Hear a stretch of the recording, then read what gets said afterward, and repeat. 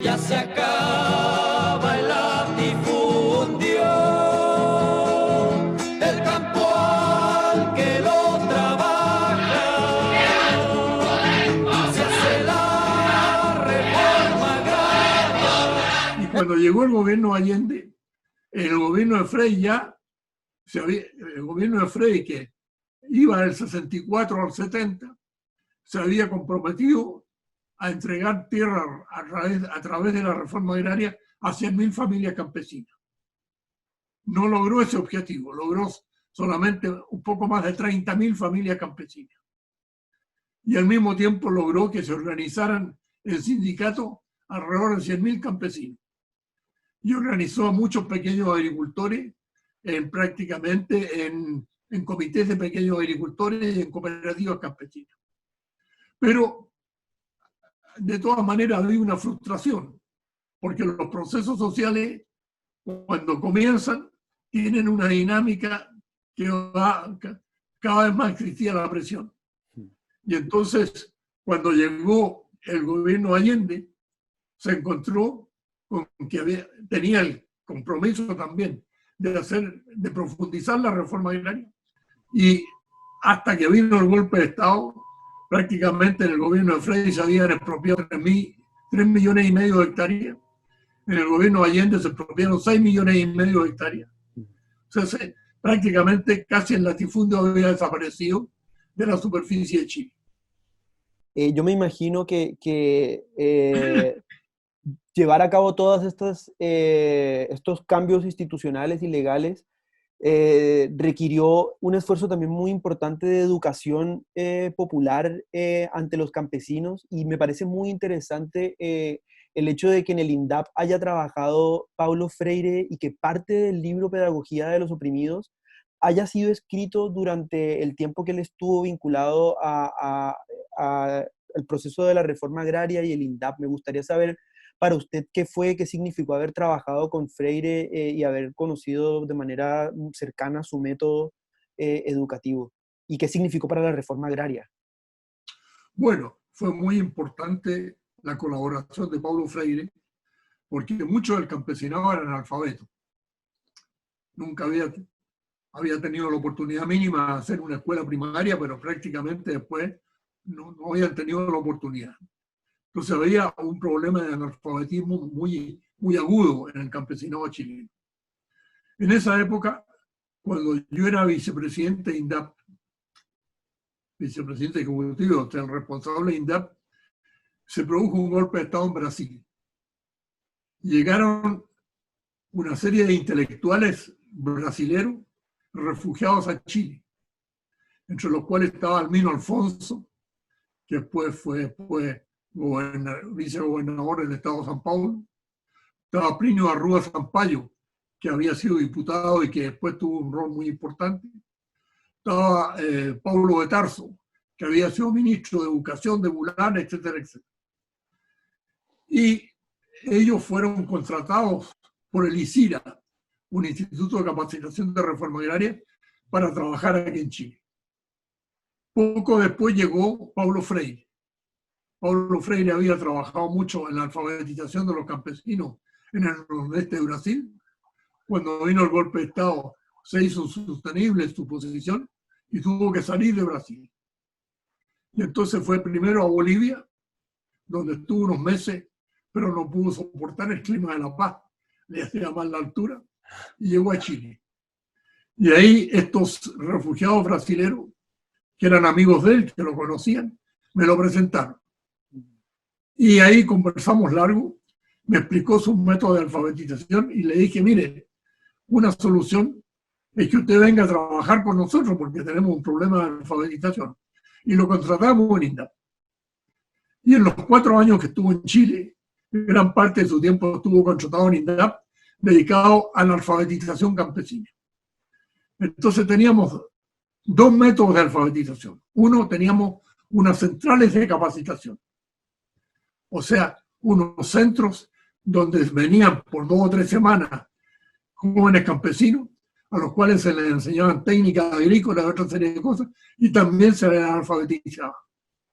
Y otro, que era el método de alfabetización en terreno, Paulo Freire había inventado un método que consistía en lo siguiente: dibujar una serie de diagramas, de dibujos con actos de la vida campesina. Y esos dibujos se transformaban en especies de diapositivos. Y entonces en la noche, en esa época, los métodos de comunicación eran muy limitados. En esa época, muchas veces en las noches iba a distintas partes, se proyectaban estas imágenes de vida campesina y se juntaba un grupo de campesinos con un alfabetizador, y entonces discutían el contenido de la imagen y a través de eso se iban alfabetizando. Lo que Paulo Freire llamaba alfabetización concientizadora. Y eso lo aplicamos de una manera muy importante en muchas partes de Chile. Me gustaría seguir un poco conversando sobre el tema de las labores de educación y difusión. También es interesante pensar quizás en el posible rol que pudo haber tenido la editorial Quimantú, que se caracterizó por distribuir materiales destinados como para la educación popular en ese momento. ¿Jugó algún rol importante en la reforma agraria para, no sé, llevar, por ejemplo, folletos o libritos a zonas rurales? Quimantú empezó a sacar una serie de libros en ediciones populares de 50.000 ejemplares que se vendían en los kioscos de diario. Entonces, a través de eso se contribuyó mucho, yo diría, no tanto a la alfabetización, pero a una cultura popular que les llegara a través de los libros que nunca antes habían tenido la oportunidad de conocer.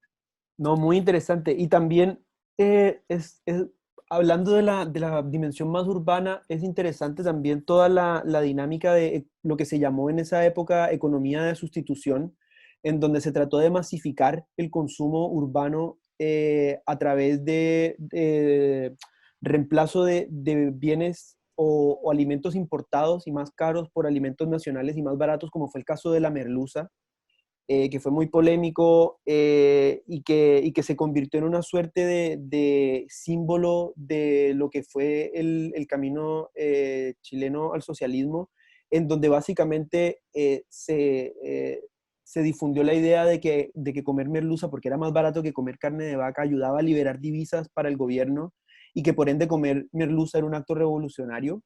Y de hecho, el grupo Quilapayún en 1972 hace una canción que se llama A Comer Merluza, que es muy interesante, y la letra dice una parte: anda diciendo el bribón con voz que viene de USA, que no es buena la merluza, pero él no tiene razón. Y me dice el barrigón que el pescado es moscovita y está afilando el hachita contra la revolución. Tiene esta definición del caso de la merluza: más merluza, maricusa, para que rabie el patrón. Entonces, es interesante como qué tipo de acciones también desarrolló el Ministerio de Agricultura para hacer que la gente consumiera este tipo de productos, mejor dicho. Bueno, Allende siempre había tenido una preocupación muy grande por la alimentación popular. Desde que había sido ministro de Salud en los gobiernos, hace muchos años en los gobiernos anteriores. Y él inventó la idea del medio litro de leche para cada niño. Y entonces, durante su gobierno, se llevó a eso al máximo. Había que mejorar la alimentación infantil porque había mucho raquitismo, muchas enfermedades, muchas cosas. Y al mismo tiempo se empezaron a hacer campañas para también popularizar otros alimentos que fueran fácilmente al alcance del pueblo, uno de los cuales fue la merluza. En otro momento recuerdo, pero eso no tuvo mucho éxito, se habló de la ballena, de los filetes de ballena, pero eso no tuvo mucho impacto. Pero hubo una serie de elementos populares, de alimentación popular, que se desarrollaron mucho, con mucho énfasis en esa época, en los cuales Allende particularmente tenía mucho interés, porque él como ministro de Salud siempre había sido partidario de mejorar la educación, la alimentación popular. Considerando que usted estaba mencionando anteriormente la relación con comunidades, con el pueblo mapuche y el gobierno de la UP, hay un corto muy bonito, un cortometraje muy bonito y muy emotivo de Raúl Ruiz que se llama Ahora te vamos a llamar hermano, que retrata el momento en el que Allende viaja a la Araucanía para anunciar este nuevo pacto que iba a ser la ley indígena del 72.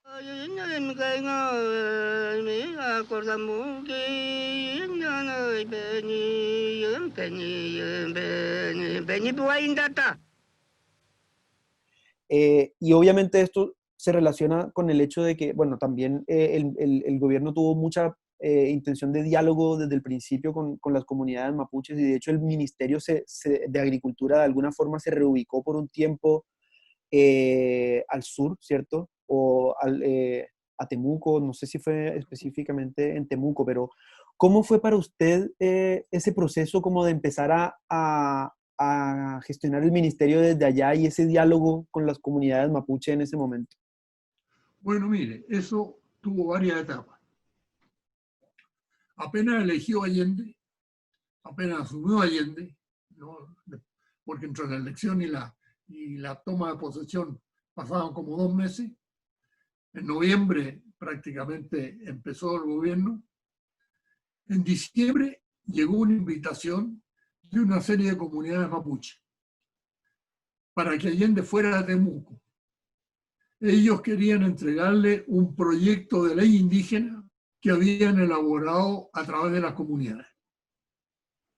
Allende fue, me tocó acompañarlo, un acto, yo era ministro de Agricultura en ese momento, un acto muy importante en el estadio de Temuco, varios miles de indígenas, una cosa así, y de jefes de comunidades, y ahí le plantearon 2 cosas. Un lado, que querían una ley que fuera más favorable para su desarrollo, y le entregaron este proyecto de ley.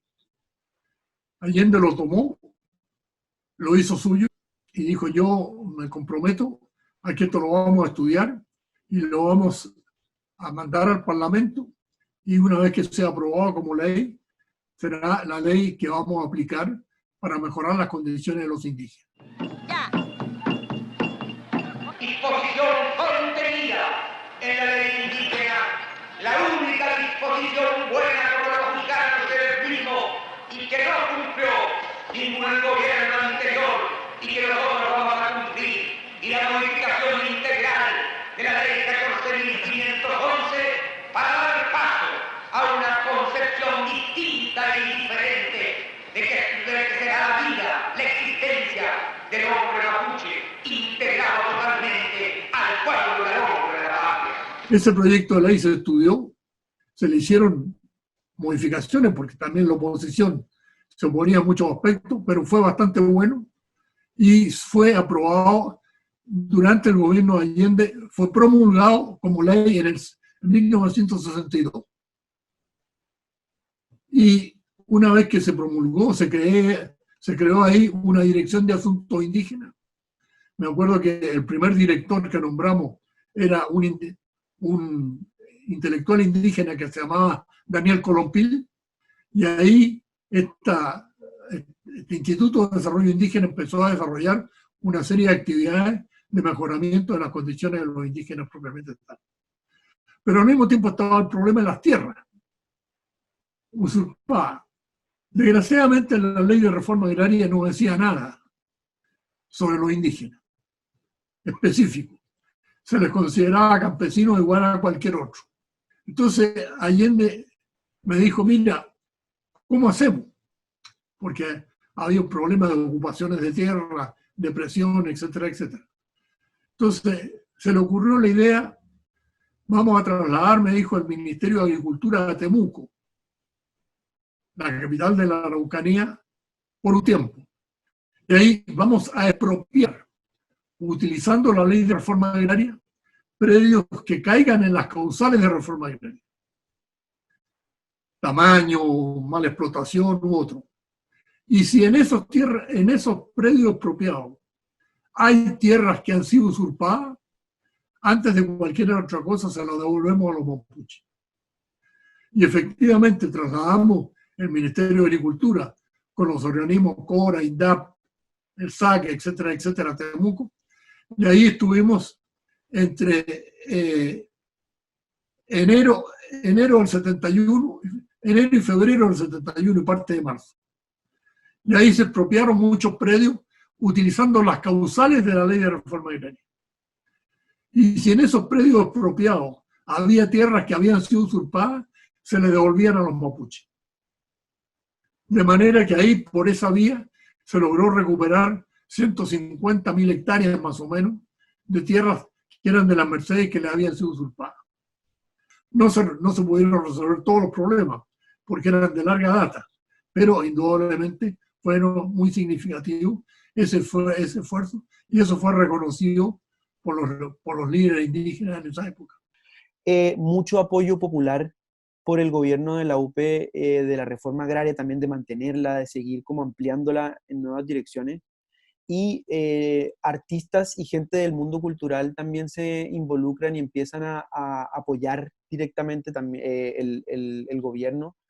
¿De qué manera se dio esto en el ámbito de la reforma agraria? ¿Qué artistas o qué gente de la personas de la cultura se vincularon, apoyaron, trataron de apoyar a la reforma agraria? Bueno, yo lo que más recuerdo en esa época es que dentro de los proyectos que teníamos en INDAP, de organización de los campesinos, y forma de cooperativas, de sindicatos, etcétera, etcétera, entre otras cosas teníamos un proyecto cultural. Los campesinos nunca habían tenido acceso a la cultura. Y entonces dijimos, ahí nos asesoraron varios artistas, que había que desarrollar de una manera más intensa la cultura campesina. Entonces creamos, entre otras cosas, un teatro campesino. Y entonces con una serie de obras muy simples, con actos desarrollados por los campesinos mismos, se hicieron varias presentaciones y manifestaciones de ese teatro campesino propiamente tal. Y al mismo tiempo se desarrolló una serie de actos culturales de tipo campesino propiamente tal, que se hacían con el apoyo de INDAP en distintos aspectos. Hubo toda una cosa de folclore que fue muy importante, fue una cosa de el libro. También sacamos una cosa muy importante en esa época. Hicimos una enciclopedia del saber campesino, en que esa enciclopedia era una parte relacionada con, pero un poco contaba una serie, historia de Chile, historia de la ciencia, desarrollo industrial, organizaciones campesinas y todo eso. Y ese libro lo mandamos a imprimir a España. Se hicieron 100.000 ejemplares. Se llamó la Enciclopedia del Saber Campesino.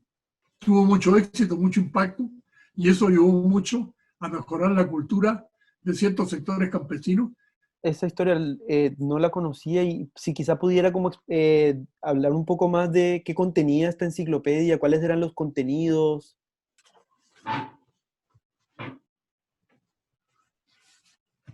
Tiene una serie de partes. Los chilenos. Miremos el universo. El planeta Tierra. Lo que rodea la Tierra. Hacia otros mundos. Las tierras y las aguas. Los suelos.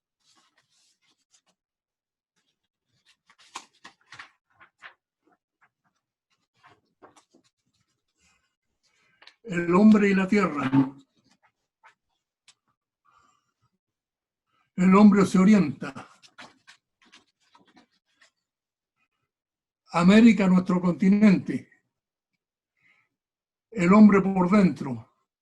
Los compañeros del hombre, los animales, la agricultura, el hombre y el arte, la pintura, la escultura, la arquitectura, la música, el folclore. Entonces, era un libro con muchas imágenes. Y bueno, hablando también de ese tipo de materiales de difusión, también tengo entendido que el INDAP tenía una serie documental que se llamaba La Liberación del Campesino.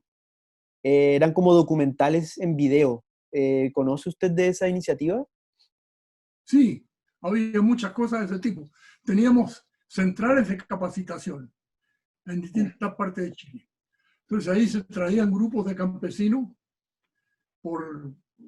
jóvenes sobre todo, por 15 días, una cosa así, y ahí se les daban cursos de capacitación cultural y al mismo tiempo cursos técnicos. Y eso hubo varias, además del método de Paulo Freire de alfabetización, que se usó ahí, pero se usó también en muchas reuniones. Como en esa época no había luz, entonces prácticamente en el campo se proyectaban los diapositivos, se ponía una sábana blanca colgando y ahí se proyectaba el diapositivo y ahí se armaban las discusiones en torno al contenido del diapositivo.